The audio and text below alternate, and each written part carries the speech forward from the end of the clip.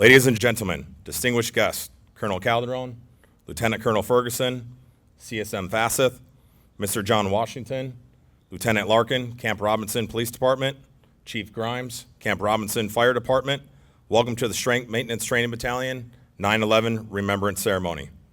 We gather today as members of the Armed Forces to remember and reflect on the events of September 11th, 2001, a day that forever altered the course of history and strengthened the resolve of this nation and its defenders. For those of us in uniform, the attacks of 9/11 were not just an assault on our homeland, but an assault on the values we have sworn to protect: freedom, democracy, and the safety of our fellow citizens. On that day, terrorists sought to strike fear into the hearts, but instead, they awakened the strength and courage of an entire nation. They underestimated the American spirit and the resolve of the United States military. On that tragic morning, nearly 3,000 innocent lives were taken. Each one of those souls was a parent, a child, a friend, or a neighbor. Among the fallen were civilians simply going about their daily lives, and first responders who ran toward danger to save others. They didn't ask about politics, race, or religion. They saw fellow Americans in need, and they acted. This is the spirit of service, the same spirit we carry with us as soldiers. We remember the 184 lives lost at the Pentagon, our brothers and sisters in arms who were killed when Flight 77 struck the nerve center of our military. Their sacrifice was a solemn reminder that the battles we fight are not always on distant shores, but can come to our very doorstep. Yet, even in the midst of that devastation, the response from our military personnel was swift, focused, and heroic. The world saw what we already knew, that the U.S. Armed Forces stand ready to defend this nation no matter the threat, no matter the cost.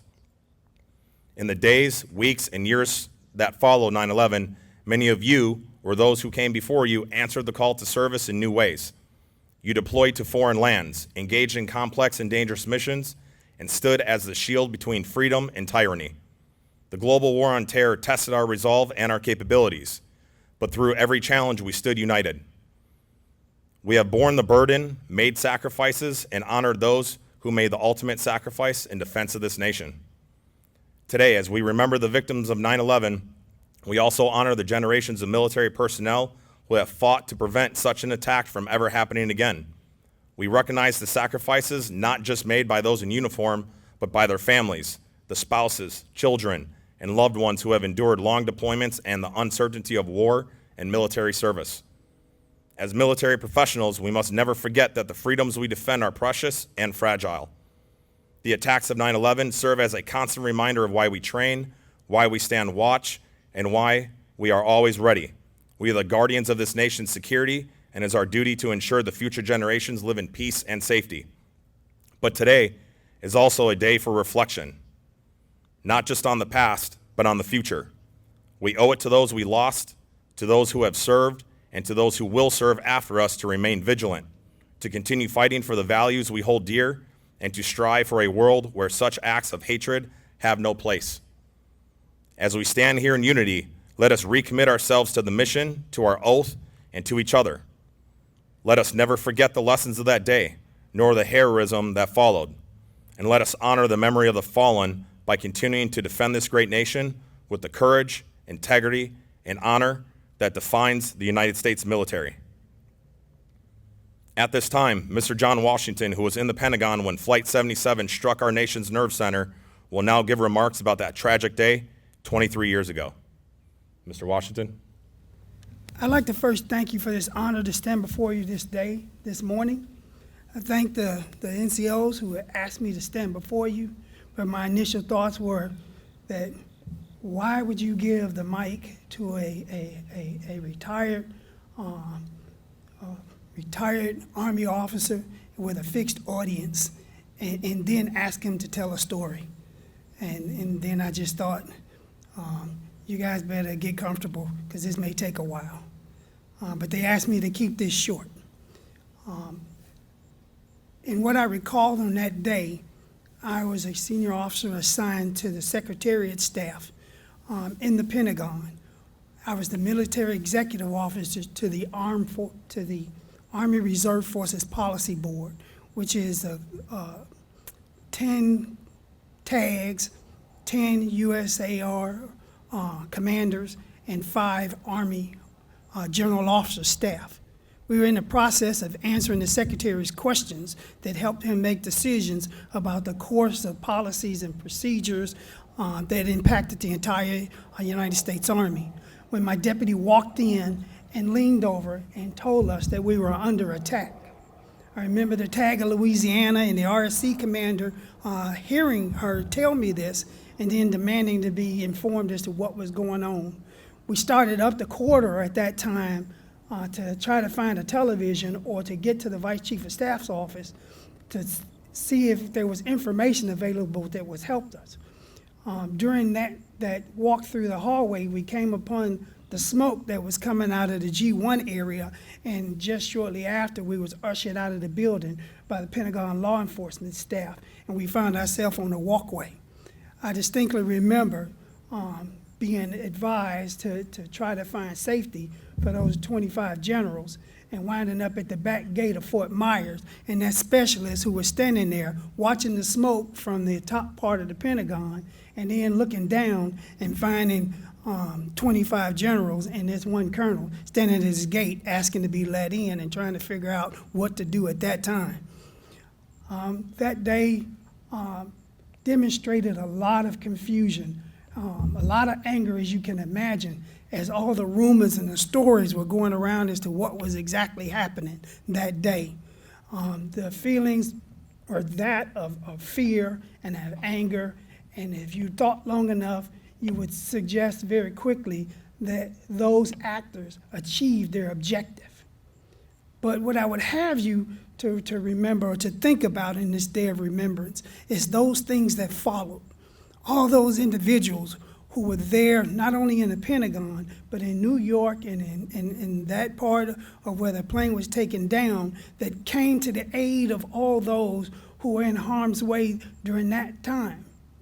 Again, I remember a paper, a War College paper that I had written that talked about moments in the times of this country that we would undergo these things. And the key phrase at that time was not if these things would happen, but just a year prior to 9/11 that this paper talked about it was only a matter of when. And here we are, and here we were finding ourselves in the midst of one. And then thinking, what should we be doing? So here's what I would have for you at this time. To remember that moment when we drop everything that separates us as individuals, as people. And then remember those times that we're called upon to work together, whether we like each other or agree with each other or difference in our politics, our religions, or our races, that we came together to aid those who were in need. This is something that should be a day-to-day feeling. This is something that we should share in all things that we do.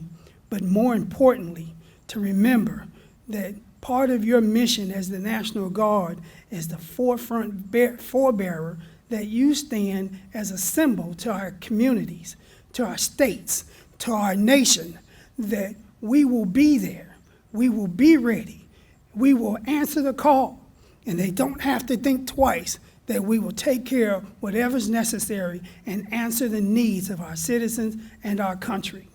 If you take that to heart, you understand your responsibility, your constitutionally based responsibility and commitment, then we should have nothing to worry about, because we will be there, we will be ready, and we'll do better each and every time. Again, I thank you for this.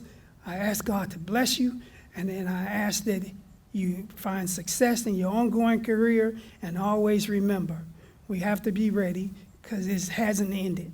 There was incidents before where we were caught short-handed, and we just don't want to fall back asleep, and we want to be ready.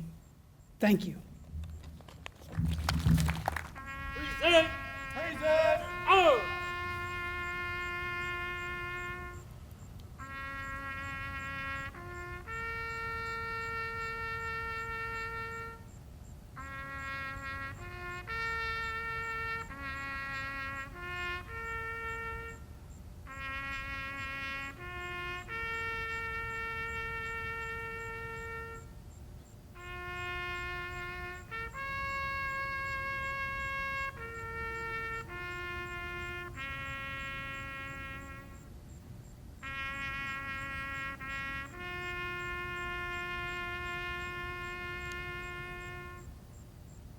Order! Order! Order! At this time, a flag detail will execute a flag unfolding, refolding, and a handoff of the American flag to Colonel Calderon on behalf of all soldiers in the formation, reaffirming their resilience, dedication, and commitment to protect the United States of America against all enemies, foreign and domestic.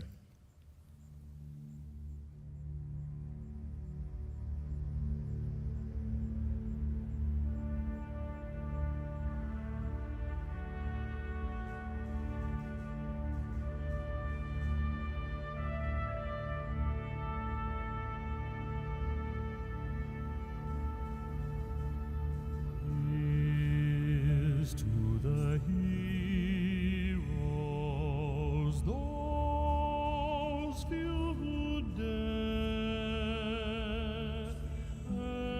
heading for glory, leaving a prayer. Here's to the heroes who change our lives. Thanks to the heroes, freedom survives. Here's to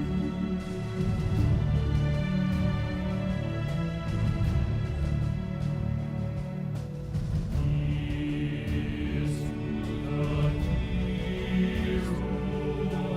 who never rest. They are the chosen.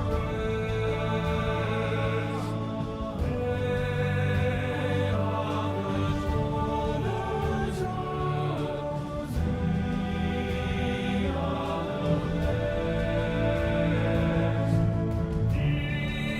Here's to the heroes who wait so high.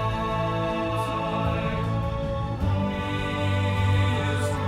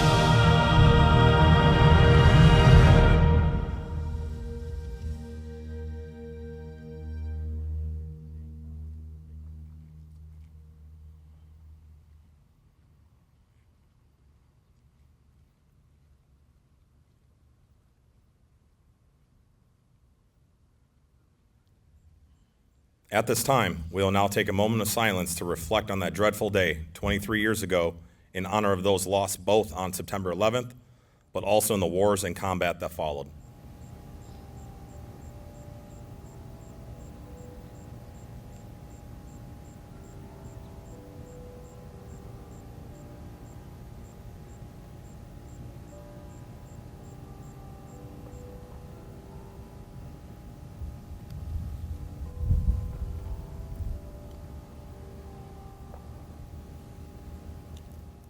At this time, Chaplain Woodward will provide all with a final benediction. Please pray with me. Our Father who art in heaven, hallowed be thy name. We are grateful for those who not only have come before us, but stand among us, who have answered the call of sacrifice for the cause of liberty. We are grateful for all those who not only defend this republic, but that teach and educate and uplift those around us to have the values and principles to uphold and defend this republic and its Constitution now and going into the future. As we give gratitude for those who have paid the ultimate price, in whatever uniform or no uniform at all, we pray that we will remember them for their gallantry and that we can go forward with new resolve, that we may individually be proactive, while we also realize that we must stand together to go forward in the might of our brothers and sisters, the might of this great nation, and ultimately with your might and power, that we may be unified to educate and uplift and be ready for the future battles and the battles that are going on today, whether they be in the front lines or even in the very halls of our government buildings today. We pray that we will be true to the oath that we have made to uphold and defend the Constitution of the United States against all enemies, foreign and domestic. And we pray again that we can go forward to honor those who have sacrificed, and we do this with your Holy Spirit. In the name of the Lord, amen.